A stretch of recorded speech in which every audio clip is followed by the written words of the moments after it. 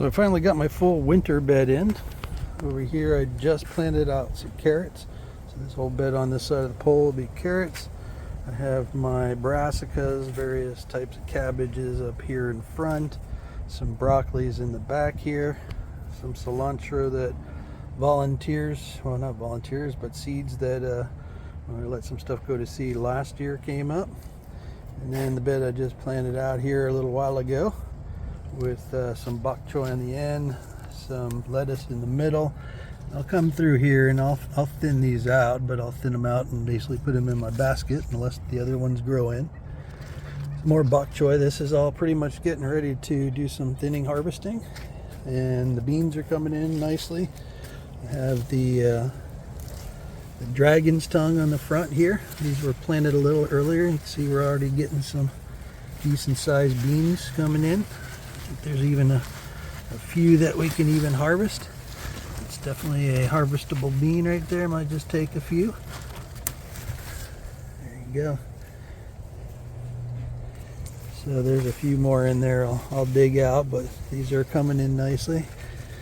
And then the chard and the bok choy in between. I got a little crazy on the planting. This is a little too thick for those guys.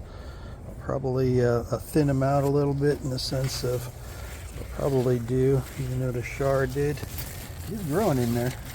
See, there's some chard there and some chard there, but something eating. And I think I'm gonna put some posts in here and just pull it back like that. Let the beans kind of congregate together. A little bit of a sun gap here for the chard to start really coming in better. Same thing in the front here. Although the bok choy is able to handle that shade a whole lot better, and the sun's coming from that direction anyway, so that is pretty much all in the shade, but yet it's still growing in nicely.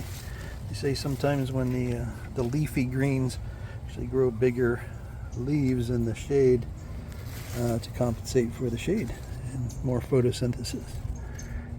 But there's a few shards that are doing much better than the others. That one's kind of got its own space a little bit. It's coming in nicer. I think once I harvest all these beans, get a nice kick of nitrogen, its own space, they'll take off. Last but not least is this bed. I've grown carrots in here. This year I'm growing all my brassicas. This gets the most sun for the day. So again, cabbage in the front, broccoli in the back, and that's it.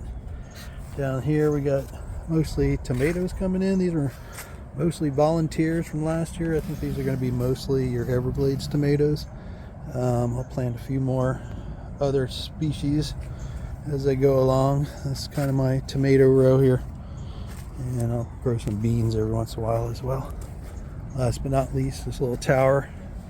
We got the open leaf lettuce here, obviously way overplanted, but the same thing. Come through here and harvest some plants out, let the others grow in and eat those.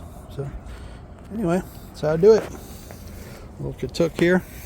This has been a perennial katuk. I've had this here. Oh, katuk's perennial. Have this one here. Just keep cutting it down for, it's been 2 or 3 years now already. So it's got a little bit of variegation to it, like a lot of the katuk. It's got some kind of cool leaves though. A lot of katuk I have on my property has a lot of variegation in it. So got a variegated and non-variegated species, and they've kind of just crossbred over the year. So anyway, that's it. That's my lower garden. This was a little caged area to keep the creatures out.